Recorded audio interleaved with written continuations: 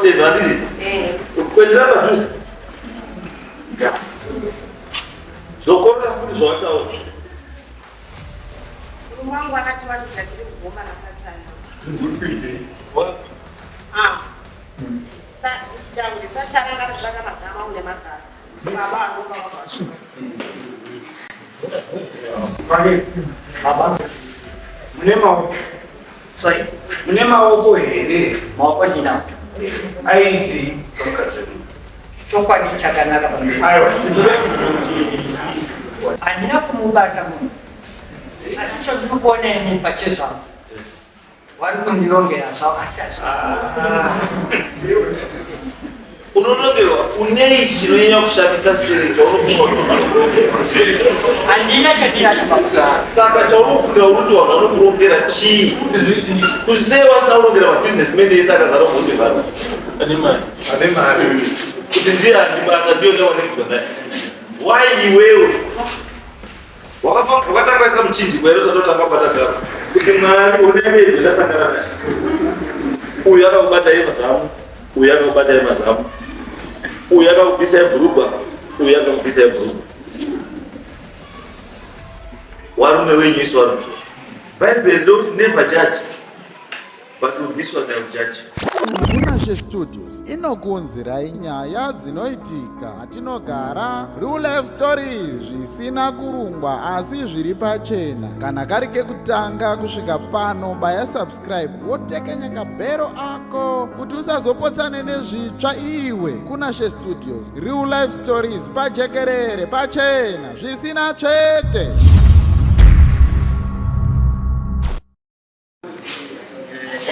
Panaiti vitanga vatakana vamwaniza nebatu wavo. Last time ndakazvacho vakasi. Dara kuti mtendo I'm sorry ma'am. Ichokwadi zvinotaura munhu wangu vakatibata shwakadara na satani. Sorry. Nyaya yenyu yakauya pano baba vakauya murume wenyu achitaura kuti akakubatai namuvhangeri makarara mese muri kuti ichokwadi makabatwa handiti makabatwa makaita sei mamuri mugomba baba ndobva wasvika waibva wakuona muri kutotamba ibhora renyu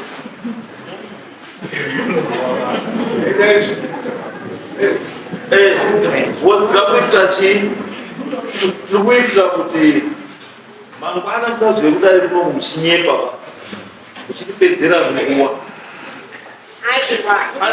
ima musi kunyepa imi matopedza imi pana kanyepa ndowani kutaura mubhangeri sungai Chataura chokwadi pamberi pedare. yes taura chokwadi mubhangeri Tatenda. Yes. Ripoti yako ya chief ndakubata nemukadzi wako. Ina naura ini ndaitove pahuni mudama. Uyu murume akauya ndipa ndichitoka. Right. Handina kugara naye. Izvo zvese hazvisina basa rekuti wangori pahuni. Mai anzani anonzani mukadzi rutendo simungakumira mirai maboroteni handizi kuendera padhuze zokorora futi zvawataura Mungu anatuanza kile kugoma na satani. Sasa ushauri satani anataka masama ule makali. Baba anaomba wapashe. Baba. Munema opo here. Maoko ndina. Aiti. Chokwadi chakanaka pamberi. Aiwa. Handina kumubata munhu. Asi chodikuoneni pachezva. Wari kundirongera zvakasasa. unonongerwa unei chinonyanya kushamisa spirit chaunofunga Handina chandinacho baba. saka chaunofungira kuti vanhu vanokurongera chii kuti sei vasina kurongera mabusinessmen ese akazara kunge vanhu Ane mari. kuti ndiye andibata ndiyo ndawanekitwa naye. Why iwewe? Nini utara choka chika nyama? Nanaora. Baba, zvatinoita munomusu. We were traditional way kuti ave yekuprova. Ndechwa mukadzi uyu unomuziva here. Ngepanisdoba. Unomuziva panisdoba. Ngepanisdoba. Asi wakazopfuurira kuziva kuti ngepanisdoba. Because kwaona kupinza muoko wako kubata garo. Nebhurugwa rausina kutenga. Nemazamu ari mubhoti rausina kutenga. Hauna kubvisira mari. Hausina kubvisira. Ende dai wanga utoenda bhoti wakabata uri bhotira zvinari. Mugomba pasi pekutamba.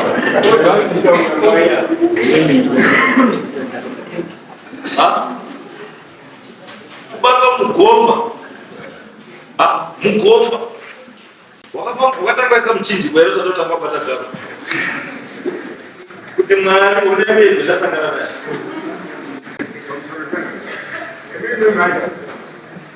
Aparenze manga amabhidya. Mugomba. Mai vataura kuti ndandapa kwamagaro nebasa kare. Zvakuda kutoitika. Zvakapitika. Zvisabhurukwa rako kupe kuchida.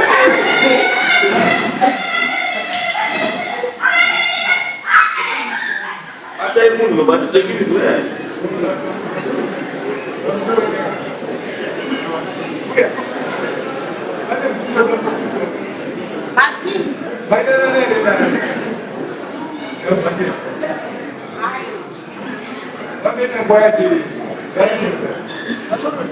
Zvakangoitikawo mukutamba. Zvakangoitikawo. Aiwa mbuya hapana kushanyadza. Chikoni chakushanyadza chii? Zvakangoitikawo. Ndozvatiredziva mnatala chokora chakatoisi chii? Aiwa. Munoziva here? Ndiani? Sachai.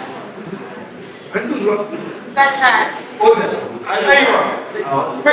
Uyo munhu arikuya. Right, now the pedzi. Right, kuendea padhuze mai.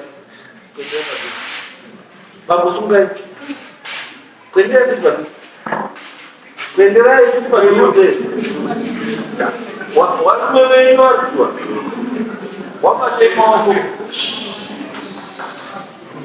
Wapate maoko. Batai tu. Batai kana batai. Wakati wenyu right. Watu wenyu watu kuziwa. Munowaziwa wama. Iwo wanokuziwa yo futhi. Anje. Uyaka kubata yemazamu, uyaka kubata yemazamu. Uyaka kubisa ebhurugwa, uyaka kubisa ebhurugwa. Warume wenyu isu warutu. Ibarikani inyi.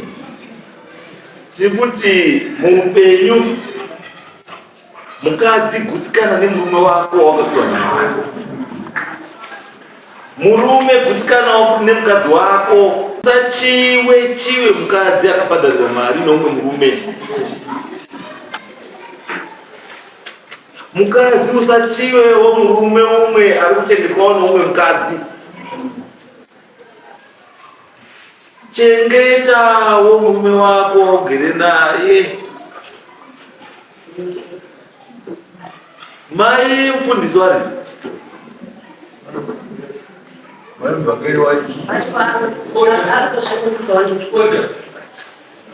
Aiwa, ukamirira garayo kunava kwako. Kana utomirawo. Kuti mumiriwo pakati, bataiwo mhangero wenyu. Bataiwo mhangero wenyu. Ndozvapo mai. Baba wakabuda muchii? Mumba. Zvavai kutaura izvezvi zvekuti aiwa tiziviza kuti aiwa kuri kunyepa. Chokwadi chazobuda pai. Avo mai waguma kuti shuwa. Tanga tirimo mugomba nababa. Hanzi? Mazvizwawo. Ndichachipedzera nawo. Ndiye wacho. Andikuva muchato ini. Aiwa. Izwai. Kusamhanya. Musaite motional.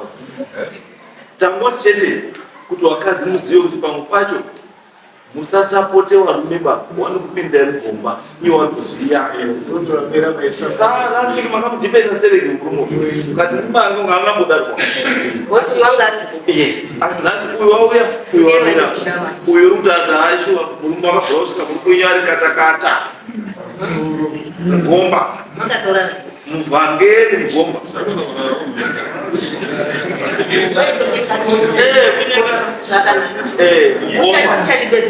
mugomba vanhu vairi waitwa padisadvantage timimi mai nababa because imimi muri tundima muri muri mashizha saka ndiri kuti inini upenyu hwemazuva ano unoisa vanhu at risk unouraisa vanhu vasina vasina mhosva nenyaya yeruchiwa washore iko mukadzi wako wakura naye watembedzana naye mukadzi kuchata tese washore iwe mukadzi wekushora murume wako wagara naye waita sei zvese chamuri kushora ipapo chii chengetedzai dzimba dzani chengetedzai dzimba dzani mai makagarai pasi baba garai pasi siyai ava majoki mairi akagara mira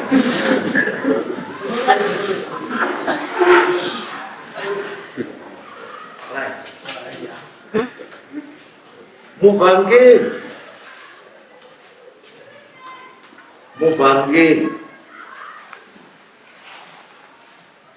nebasa renyu ramunoita ramakatumwa naMwari rekutondeutsa vatadzi pasi pano nekuchengetedza mirayiro yaMwari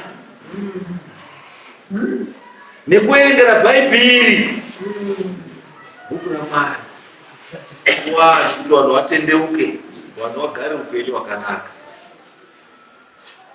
moenda kuteka advantage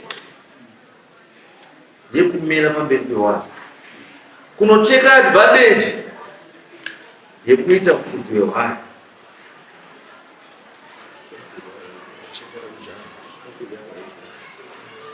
kuti uri kufudza hwai wotema hwai dzasi wodya kuti chengetedza hwai dzavo kubva kumapere iwe ndo hwapere racho wanyadzisa mukadzi wako mubhakeri wanyadzisa cheche yako wanyadzisa nharaunda wanyadzisa nyika hatibvumire zvo zvakadaro imi momai rutembe manyadzisa mubhakeri manyadzisa murume wenyu manyadzisa chechi yenyu yamunopinda yechipostori yamakapfekera dhuku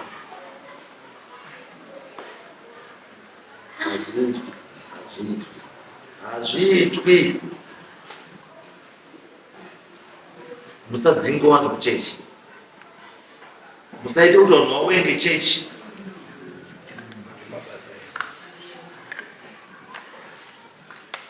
itai vanhu kwavo mubhangeri nyaya yekuti zvinhu zvawakatumwa naMwari kuti udzidzise iwe woenda kuita go against the same Bible that you are teaching people imhosva kuna Mwari. Bible don't never judge but with this one I will judge. Unozokumbira regero kuna Mwari kuti mwana wenyu ndamuchaja Mwari rekusvipisa zita raMwari imombe yekutanga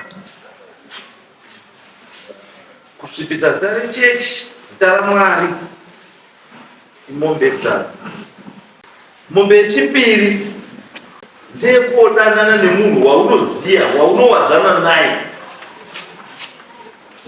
munhu anokutemba ndeni mombe mbiri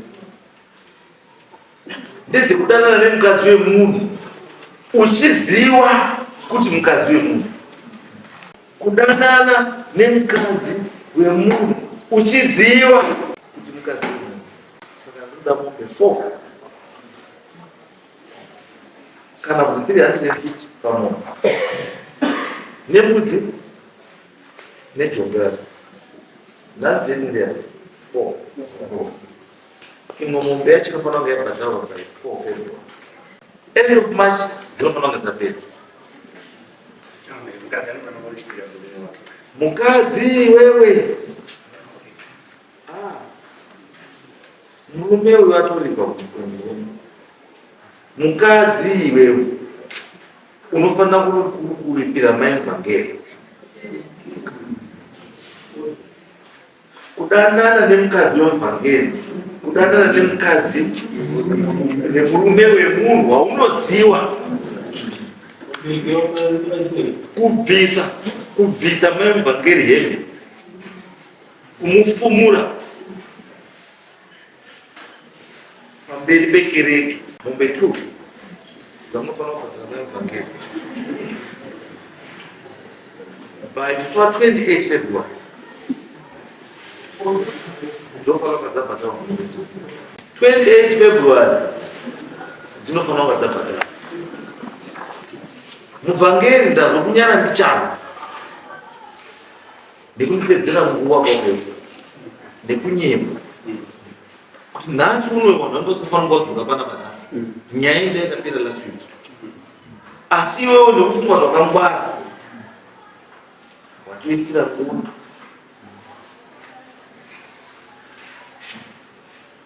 Waista nguva yadaro nezvinhu zvaunoziva. Dzikamisa chombo chako dzikamisa muvhangeri. Unoona wakadzi wewanhu every day, unosangana newakadzi wewanhu every day. Brotoni wako uyu mupe mutemo. Brotoni ngaazive kuti kana uri pamberi pechechi uri kuita zvevhangeri raMwari chete. Zvevakadzi wewanhu siyana nechii nawo. Even nyangwe wana wasina kudorwa wechechi wari mukereke siyana navo. Watoresa mukadzi wako zvazviri nandai wakatoenda kubhawa wakanobhadhara munhu $20 wobva wapedza nyota kana yange iri nyota, because unoziva kuti munhu iye ndiye munhu wese ari kubhawa, handina munhu ndatorera. Wapedzawo wosiyawo mumwe wototorawo pamwe after iwo panotora vamwe 5. Asi by so doing again ukuexposa mukadzi wako kuzvirwere zvenyika. Dzikamai bambo, dzikamai bambo, itai kuti Brotoni com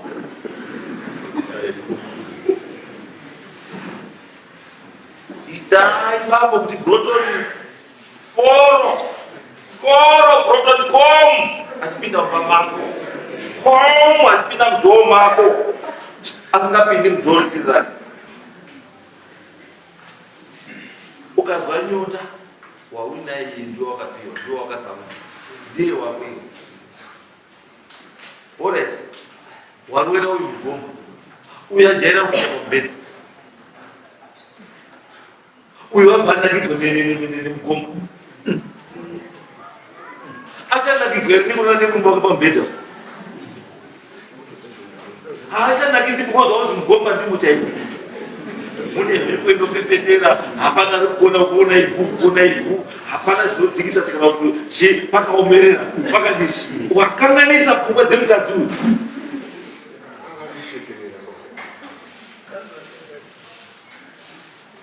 Kanaiwo mukadzi wacho kubva waita kuitirwa mugomba ukafukidzwa nemavhu ari kuondomokera kana kumusoro.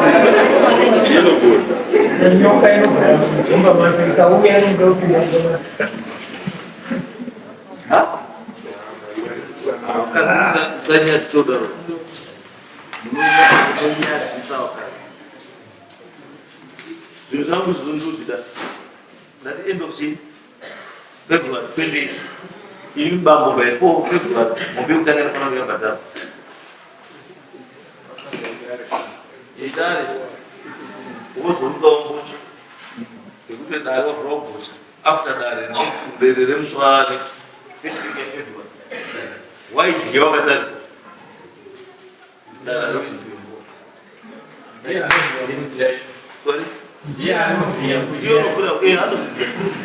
ndonovhuya mbudzi yacho sawaidyiwa right